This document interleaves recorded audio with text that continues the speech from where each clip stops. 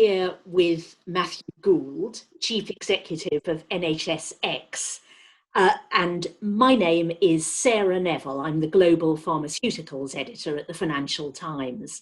Matthew, thank you so much for making the time to do this virtual fireside chat. It's a pleasure. Could I start by asking you about the formation of NHSX? Because you've been going now since early last year, haven't you? I mean, what was the essential question that NHSX was designed as the answer to, if I can put it like that? I think the question was, how do we best drive digital transformation across health and care? In the knowledge that although huge amounts of progress had been made, it was an incredibly difficult, thorny challenge with lots and lots of facets and lots of angles that need to be brought together. And I guess the logic of NHSX was to try to bring together in one place many of the levers of driving transformation that would allow us to use everything from budgets, programs, policies, advice to ministers, all the different elements that might help drive digital transformation in one place. And because it was already, I suppose, quite a crowded landscape, wasn't it, with NHS Digital, the digital functions within NHS England, NHS Improvement, but you saw, or ministers crucially, who decided to establish NHSX, believed that there was an opportunity for making all that work more seamlessly and effectively. Yes, I mean, NHSX itself brings together the digital teams, the digital transformation teams from the Department of Health and Social Care, NHS England, NHS Improvement. So we've got a lot of those levers and teams together. And then we work incredibly closely with NHS Digital, as well as NHS BSA and others. And I mean, the Secretary of State described it in a speech not very long ago, as explained it as NHSX is setting the strategy, doing the commission, working out the direction, and then our core delivery partners in NHS Digital and NHS BSA are provide the tracks down which we hope the project will run. And at the moment, you're focused on producing a tech plan for health and care. I know you've issued a very wide call for evidence and information. You're hoping, I see from your website, whether you're a care professional, an administrator, a patient, a health charity, or a developer, you're looking for people to feed into that inquiry. Could you say a bit about what that disparate range of voices means for you and why you think it's so crucial to developing the blueprint here?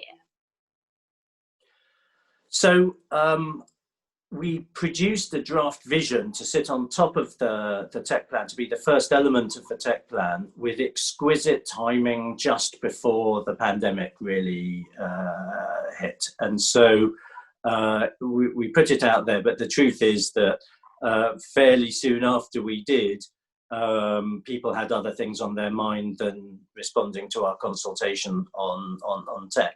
But the intent is still very much there, and the pandemic has given our determination to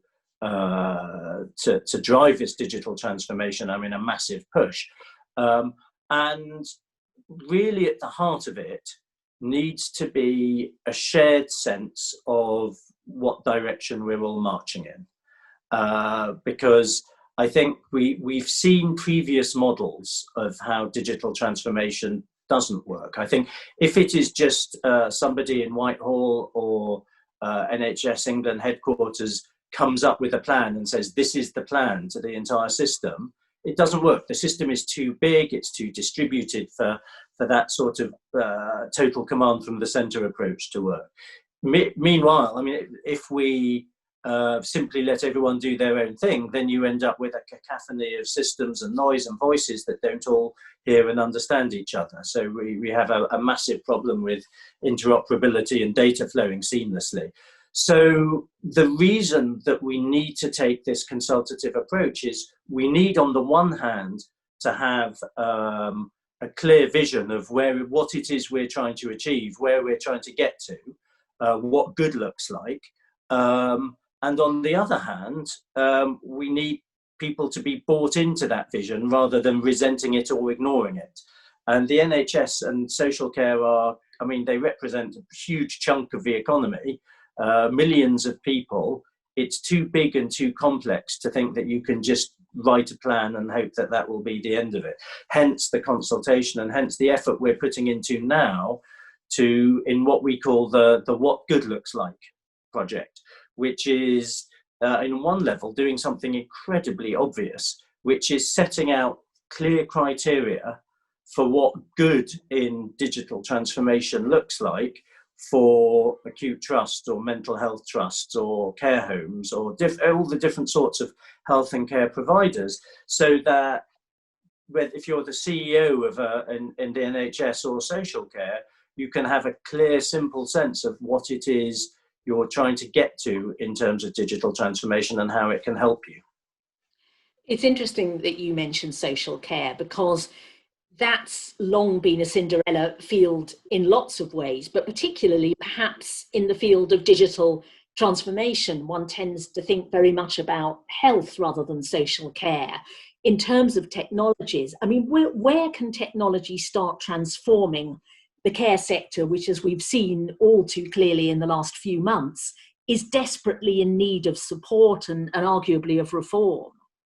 So first thing to say is NHSX's remit emphatically includes social care as well as the NHS. And we spend a lot of our time, bandwidth, thinking about working on exactly what you mentioned. And the truth is the sector is very mixed in terms of its digital maturity. I mean, approximately a third of care homes are properly digital, a third have a mix of digital and paper, and a third are entirely paper-based. And because you have so many providers, many of them private or charitable, you see this enormous diversity in terms of digitization, in terms of connectivity, in terms of skill levels and confidence.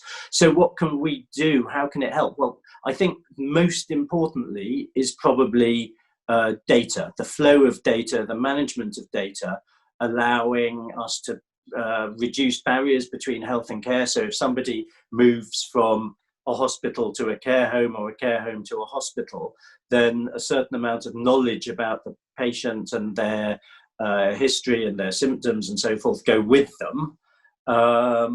And at the root of that, I think, needs to be common standards so that things are described in similar ways, so that data in a hospital can appropriately and safely be understood in a care home and vice versa. There's lots of ways that tech can help the social care sector, provision of staff, e-rostering, some of the things that have been widely used in the NHS.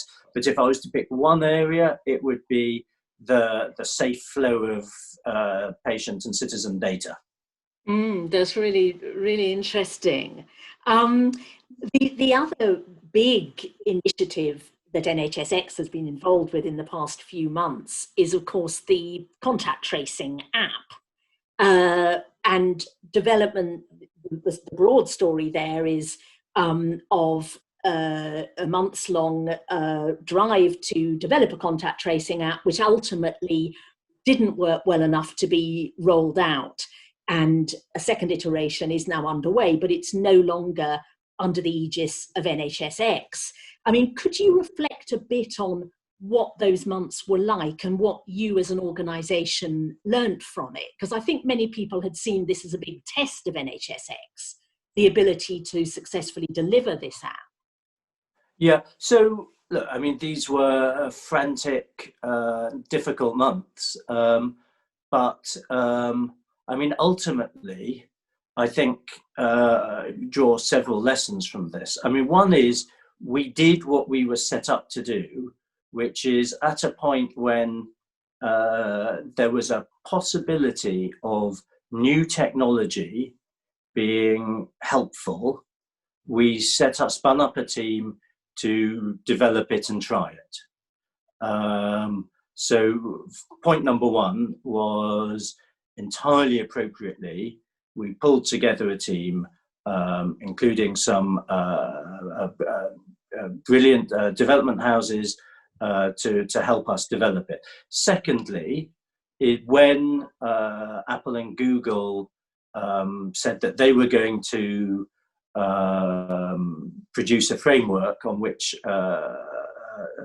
such apps could be based, fairly soon after that, we spun up a second parallel track, so that at the same time as developing the thing we had been working on before they announced this, we had a second track to make sure that we were developing an app based on their framework.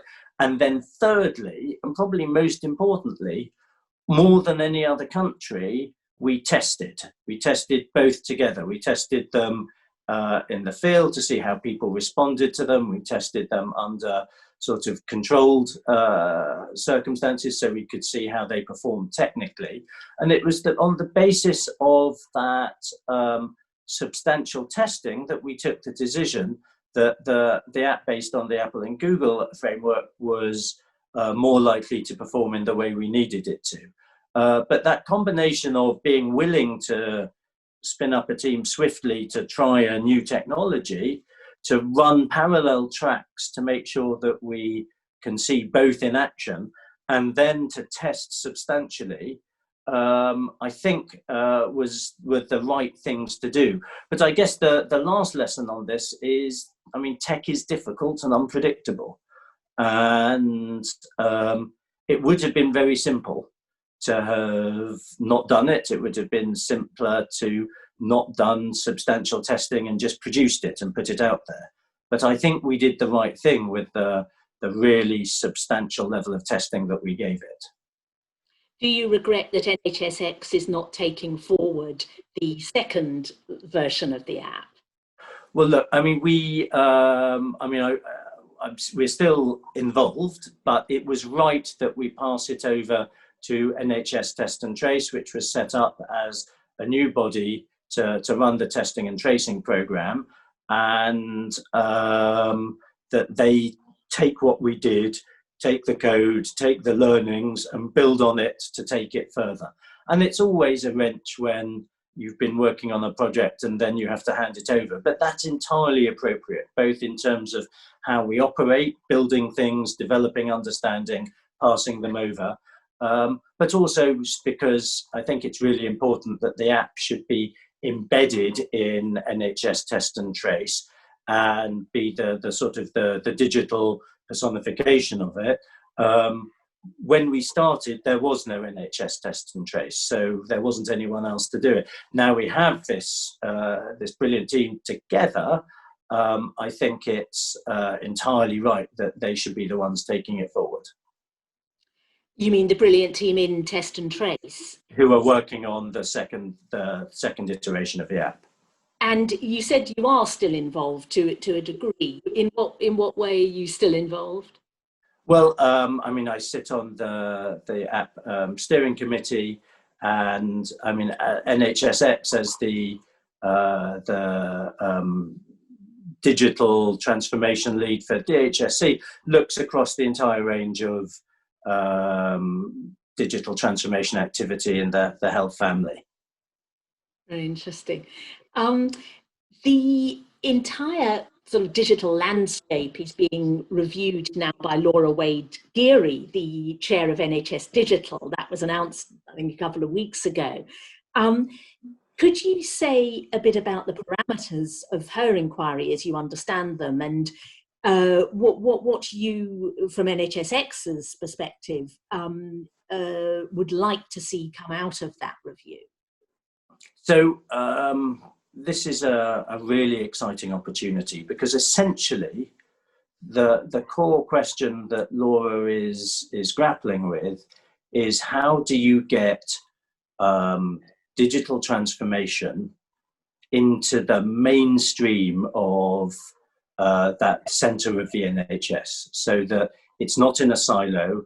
It's not something that is remembered after you've done your strategy that you need to tack on to the strategy, but that when people work out how to take forward different objectives within the NHS, whether it's the standing up of a new vaccination program or screening or recovery post-COVID, that the use of digital technology to enable it is front and center. And for me, this has almost been the biggest, I think, lesson of my time in NHSX so far, is tech transformation will only work when it's not the tech people leading it, when it is absolutely mainstreamed across the organization, when every CEO across the NHS knows that digital technology is one of the ways that they will take their organizations, whether it's hospitals or GP surgeries, forwards and allow them to raise standards, increase safety, meet rising demand. And that if tech is perceived as being in a silo, if the tech conversation is tech people talking to other tech people, if tech is being seen to be driven for its own sake rather than to improve patient outcomes and patient safety, then it's not going to work. But if hospital chief executives and medical directors, if GPs, if social care leaders take on board that message that digital technology is one of the core ways that they can drive positive change and better outcomes, then I think we have a chance of making progress. And do you expect NHSX to continue in its current form after that review is completed? I fully expect NHSX to continue. I think the organisational design is always, to a degree, a work in progress, and in a system as complex as the NHS and social care, it would be surprising, indeed extraordinary, if you weren't evolving and optimizing as you go. But exactly what form that takes, it will be a matter for future discussion, including with Laura on the basis of her review. Yes.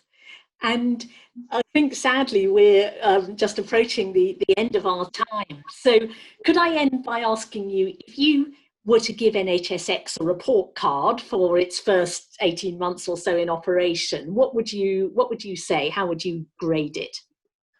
So I think we've done well on data. I think the standing up of the NHS data store very swiftly at the start of the pandemic really built a foundation for the system to respond to the pandemic that was incredibly important. Could you say a little, sorry, when you say the data store, could you just say what you mean? So this was a project that we worked together with NHS England on, essentially to try and get in a single place data to allow us to see demand, shortages, equipment use, oxygen supplies, pressures across the system, so that we could see instantly, sort of, for example, how many ventilated beds were in use where there were pressures, where we needed to move things. In a system as complex and distributed as the NHS, that was incredibly useful. Also at the start of the pandemic, we produced a page of incredibly simple guidance on information governance, endorsed by the Information Commissioner and the National Data Guardian, that essentially said, if you are trying to look after your patients and you are being sensible in what you're doing, then you won't get into trouble. And that was, I think, immensely liberating and important, and set an important precedent for the future about how we can help data be safely shared across the system. So I think sort of good marks on data. I think we have a way to go on transformation, and we are still breaking out of the tech silo to make sure that digital transformation is something seen as central and critical to the mission, rather than something that's a bit to one side to be left to the people who know about technology. That's excellent. Thank you so much. I think sadly we're out of time. We could have talked for twice the time, but Matthew Gould, thank you very much indeed. Thank you.